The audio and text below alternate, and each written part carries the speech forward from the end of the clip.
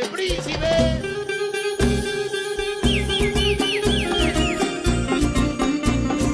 Todos recordamos la época dorada de las cabinas peruanas. El olor a cuates y seafruit, las amanecidas en el Half-Life modeado. ¡Aquí viene ahora! Y los gritos jugando Left 4 Dead.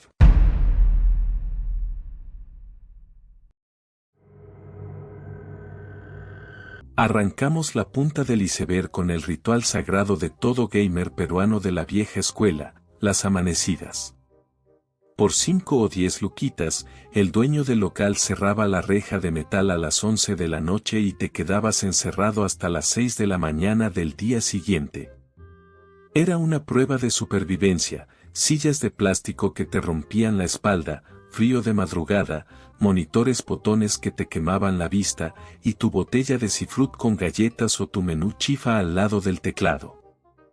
Si aguantabas sin quedarte dormido en la mesa, te ganabas el respeto de toda la cabina. El siguiente paso obligatorio en cualquier cabina decente era abrir el Half-Life y meterse de cabeza al mapa Crossfire. Aquí no existía el emparejamiento online ni los eSports, aquí se jugaba en LAN y por el honor del barrio. Las reglas no escritas eran claras, estaba moralmente prohibido usar la famosa aspiradora, y si alguien lograba meterse al búnker y apretar el botón de la bomba nuclear, desataba el caos.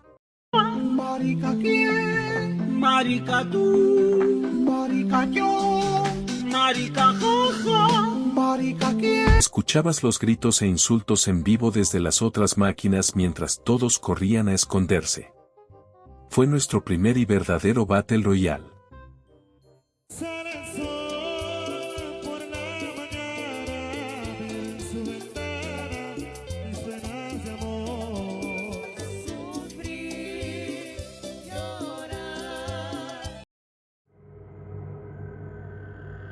Si el Half-Life era el todos contra todos, Left 4 Dead 2 era la prueba de fuego para la amistad. Jugar las campañas en experto con 3 patas más al lado tuyo era un caos total, empezando por los nombres que se ponían en el lobby. Traficante de chuño. Puta, quiero mecharme con quien sea uno. A ver el siguiente. Vicecapitán Yupanqui. Johnny Penny. Cabo Whisky Tiki. ¿Qué es eso, weón? La coordinación duraba exactamente hasta que alguien asustaba a la witch por accidente o se escuchaba la música del tank. Los gritos en la cabina pidiendo ayuda mientras un hunter te destrozaba en el piso son recuerdos que no tienen precio. ¡Por el crustáceo cascaruda!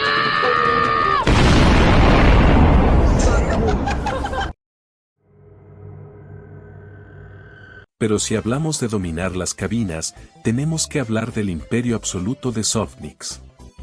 Empezamos con Gunbound, el juego que nos obligó a saber más de física, ángulos y fuerza del viento que en el propio colegio. Sacabas tu transportador en la pantalla solo para no fallar el tiro con el bomber y que toda la sala te llame pollo. Y luego estaba Rakion, el juego donde la habilidad no importaba si el otro tenía la armadura dorada. Papito, vives en comas. Tu fachada está sin tarrajear. Tú llevas tupper a tu centro de trabajo. Tu línea de crédito de tu tarjeta Ripley es de 1000 soles. Por favor, ubícate. Eres cholo. ¿Recuerdas ir a la bodega a comprar tus tarjetas físicas de Softnix Caso Pin con la plata del recreo? Si tenías casi te transformabas en golem, eras prácticamente el dueño del barrio.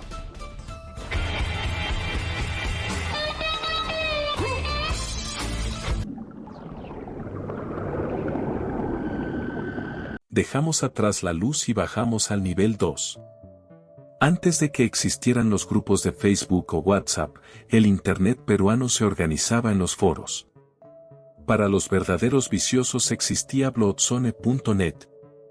Si jugabas Counter-Strike o Dota y querías armar un reto o MR con tu clan, tenías que postearlo aquí. Era la élite gamer. Pero si querías ver el verdadero caos de la sociedad peruana, entrabas al coloso, Foros Perú. Un lugar sin ley donde nacieron los primeros, craperos, debates absurdos a las 3 de la mañana y donde te podías enterar de los peores chismes de la farándula antes que en la televisión. Fue la cuna de la toxicidad nacional. Pero la escena del Dota en Perú no solo creó jugadores profesionales, también engendró al grupo más tóxico, temido y farandulero de todo el Internet nacional, la Beba Army. Lo que empezó en 2015 como un simple grupo de Facebook para los seguidores del dotero Jesús, Sideral, Luján, mutó en algo incontrolable. De hacer raids a páginas pequeñas y compartir memes internos, pasaron a tumbarse cuentas de Instagram de figuras de la televisión y a protagonizar reportajes en horario estelar. Ya no era un grupo de gamers, era una legión organizada que sembraba el caos cibernético por pura diversión.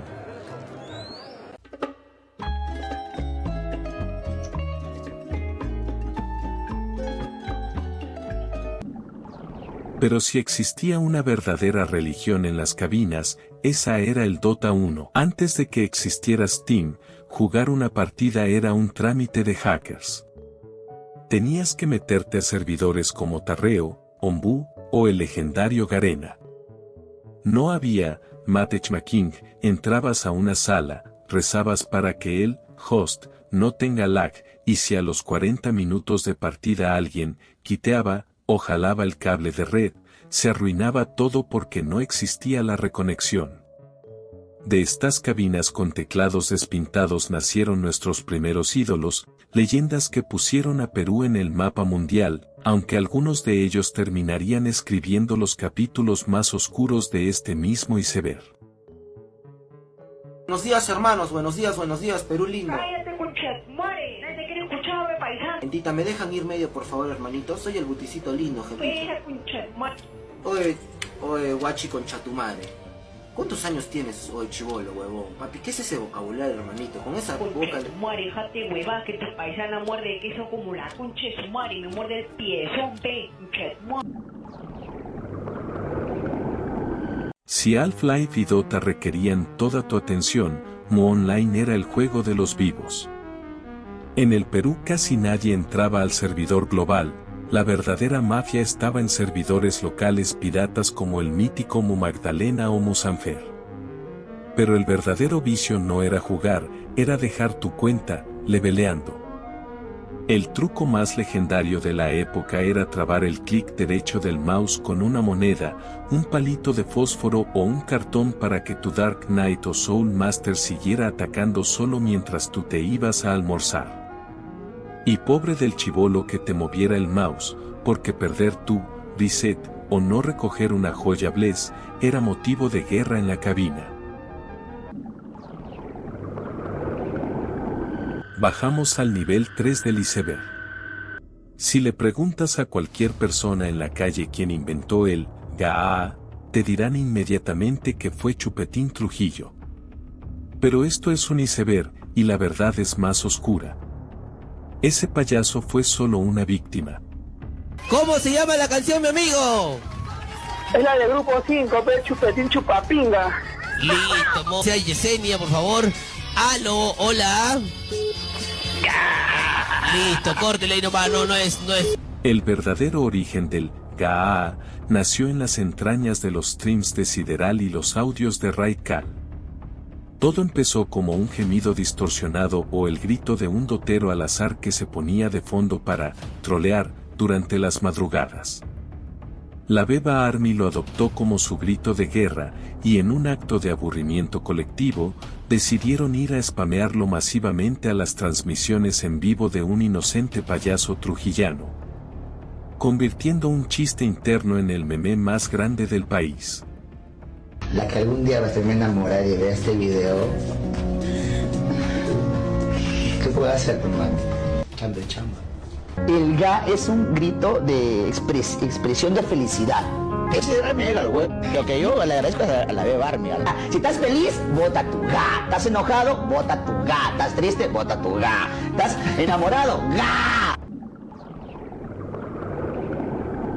Antes de que el bloqueo de IP nos aislara del mundo, las cabinas ya enfrentaban un enemigo interno. En este nivel 3 encontramos las mafias y estafas en casinos. Y no hablo solo de las maquinitas tragamonedas, pinball, que los dueños de las cabinas arreglaban para que nunca dieran el premio mayor. El verdadero lado oscuro nació con las apuestas de ítems. Páginas como Dota 2 Launch o las ruletas de CS:GO se convirtieron en casinos virtuales sin ningún tipo de regulación. Chibolos de 14 años perdían inventarios valorizados en miles de soles apostando contra bots, controlados por mafias rusas o peruanos que habían descubierto cómo manipular las cuotas.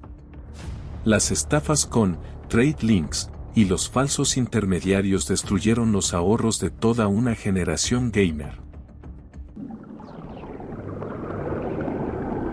Llegamos a uno de los mayores efectos Mandela del Internet peruano. Si jugabas Crossfire en esa época, seguro juras que nos banearon del juego por culpa de los hackers y los tóxicos. Pero la verdad técnica es muy diferente. Las empresas desarrolladoras nunca emitieron un castigo masivo por nacionalidad. Lo que realmente ocurrió fue un cierre de licencias geográficas. Los servidores occidentales bloquearon las IPs de Latinoamérica por un tema de contratos. La verdadera masacre vino después. Para saltarse esta barrera de red, miles de peruanos empezaron a conectarse usando VPNs. Los sistemas antitrampas detectaron estas redes virtuales como software malicioso y ahí sí, banearon permanentemente miles de cuentas automáticamente. Nos terminamos baneando a nosotros mismos por intentar entrar por la ventana.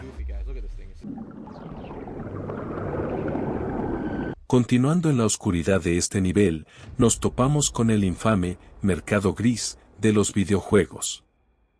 A simple vista, páginas como G2 aparecían un paraíso, juegos de $60 rematados a 10. Pero lo barato salía carísimo. La realidad era que muchas de esas keys o códigos digitales eran compradas al por mayor por hackers usando tarjetas de crédito clonadas o robadas. El negocio era perfecto hasta que el dueño real de la tarjeta reclamaba el fraude al banco. Cuando eso pasaba, el dinero se devolvía y Steam actuaba sin piedad. De un día para otro, te salía un cartel rojo avisando que el juego había sido revocado y eliminado de tu biblioteca para siempre. Y si tenías mala suerte, tu cuenta entera terminaba baneada por fraude. Comprar ahí era literalmente jugar a la ruleta rusa digital. Entramos a la zona de peligro.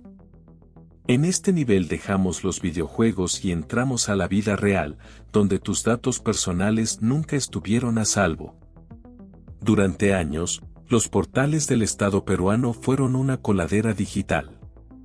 Páginas de ministerios, bonos del gobierno y hasta el mismísimo padrón de la RENIEC sufrieron brechas de seguridad masivas. RENIEC se vio envuelto en una polémica tras haber expuesto los datos personales de millones de peruanos. No necesitabas ser un cibercriminal experto, debido a sistemas obsoletos, falta de encriptación y bases de datos mal estructuradas, grupos anónimos lograron extraer nombres, direcciones, huellas y firmas de millones de ciudadanos. Toda esta información sensible no se quedó en la Deep Web, sino que terminó siendo comercializada por unos cuantos soles en foros públicos, exponiendo a medio país a suplantaciones de identidad y fraudes bancarios. Si las filtraciones del Estado te parecían graves, aquí es donde el cibercrimen tocó la puerta de los estudiantes. En lo más profundo de este nivel 4, encontramos las mafias de Telegram y el fraude de los pagos al 50%. No era magia, era la explotación sistemática de pasarelas de pago. Usando bases de datos robadas y tarjetas de crédito clonadas, delincuentes informáticos crearon un mercado negro donde prometían liquidar tus deudas a mitad de precio.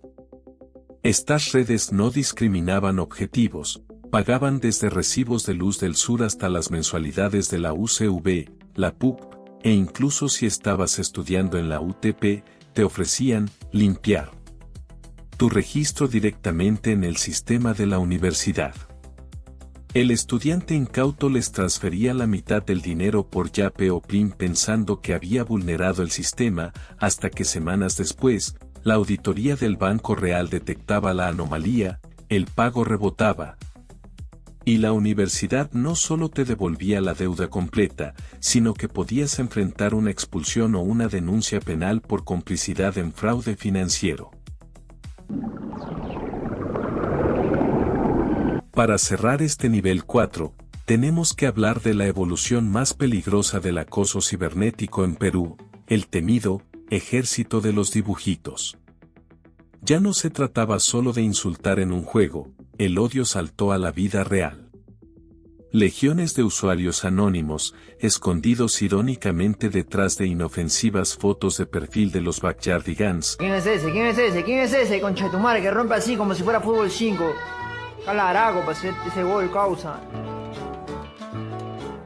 Se organizaban metódicamente para destruirle la paz a streamers y figuras públicas.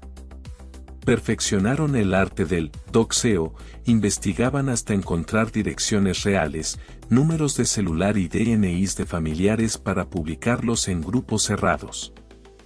Las transmisiones en vivo se volvieron pesadillas cuando estas mafias empezaron a enviar decenas de motorizados con pedidos de comida falsos a las casas de los creadores en la madrugada, o peor aún, realizaban llamadas anónimas a emergencias para que la policía allanara sus viviendas en pleno directo. El anonimato de un dibujo infantil se había convertido en un arma. Llegamos al nivel 5, el abismo definitivo. Aquí ya no hay gamers ni trolls de internet, hablamos del crimen organizado operando a plena luz del día. El primer monstruo de esta profundidad es la falsificación masiva de documentos y el nacimiento del azángaro digital. Lo que históricamente empezó en oscuras imprentas, evolucionó dentro de las cabinas de internet. Con una PC promedio y conocimientos técnicos, estas mafias levantaban entornos virtualizados y usaban herramientas de diseño para clonar desde DNIs azules hasta certificados policiales. Pero no se quedaban en el papel, en los casos más avanzados, estas redes entendían la estructura de los sistemas de verificación, aprovechando brechas en bases de datos mal configuradas para validar estas identidades falsas temporalmente. De pronto, se creaban ciudadanos fantasma con historiales limpios listos para cometer fraudes bancarios o solicitar créditos. La tecnología, que debía modernizar al país, fue corrompida para fabricar personas que solo existían en un PDF y en servidores comprometidos. Bajamos a un abismo donde el Internet dejó de ser una herramienta y se convirtió en una escena del crimen. Más allá de los foros públicos o las estafas de casinos, existían, y siguen operando, redes clandestinas en las sombras de Telegram. Estos grupos cerrados se dedican al tráfico del material audiovisual más repudiable, extorsiones y la difusión de contenido que involucra a menores. Es un mercado negro donde el morbo y la pedo se esconden a plena vista. Para evadir a las autoridades y a los algoritmos de moderación, estas mafias usan tácticas de ofuscación. Alteran palabras con símbolos y números para que los escáneres de seguridad no detecten los delitos que están ofreciendo en sus descripciones. La policía cibernética tiene una guerra constante para rastrear estas direcciones IP, porque utilizan redes enrutadas para borrar su huella. Este es el punto exacto donde un simple clic te convierte en cómplice de un delito federal. En este mismo fondo pantanoso sobrevive un mito urbano que resultó ser 100% real, el mercado negro de los CDS prohibidos, en polvos azules.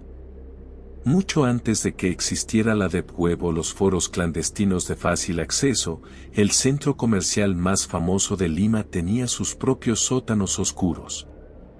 Si sabías a qué pasillo ir y le preguntabas al vendedor correcto, no te sacaban películas piratas normales ni juegos de PlayStation. Te ofrecían desde debajo del mostrador discos en blanco, marcados únicamente con un plumón. Estos CDs contenían bases de datos gubernamentales robadas, software militar hackeado y archivos audiovisuales tan perturbadores e ilegales que su simple posesión era un boleto directo a la cárcel. Polvos Azules era el Internet profundo, pero en formato físico. Llegamos al verdadero fondo del abismo. Si alguna vez te preguntaste desde dónde operaban las mafias de Telegram, o en qué computadoras se fabricaban los DNIs del azángaro digital, la respuesta siempre estuvo en tu barrio. En la época más oscura del Internet peruano, cientos de cabinas que operaban de madrugada no sobrevivían alquilando máquinas a 50 céntimos, eran las bases de operaciones físicas del cibercrimen. Detrás de una fachada de adolescentes jugando a oscuras, las máquinas del fondo, esas que siempre decían, en mantenimiento, funcionaban como servidores clandestinos. Eran nodos intrazables desde donde se subía a la red el material más repudiable, se coordinaban extorsiones y se vaciaban las tarjetas clonadas de las universidades. Cuando la división de alta tecnología lograba rastrear la dirección IP de un delito gravísimo, no llegaban al escondite de una mafia sofisticada, llegaban a una cabina polvorienta en medio de un cono, donde el rastro se perdía para siempre entre las conexiones de decenas de usuarios anónimos. El iceberg termina aquí, demostrando que el infierno digital del Perú siempre tuvo una puerta de entrada en nuestras propias calles.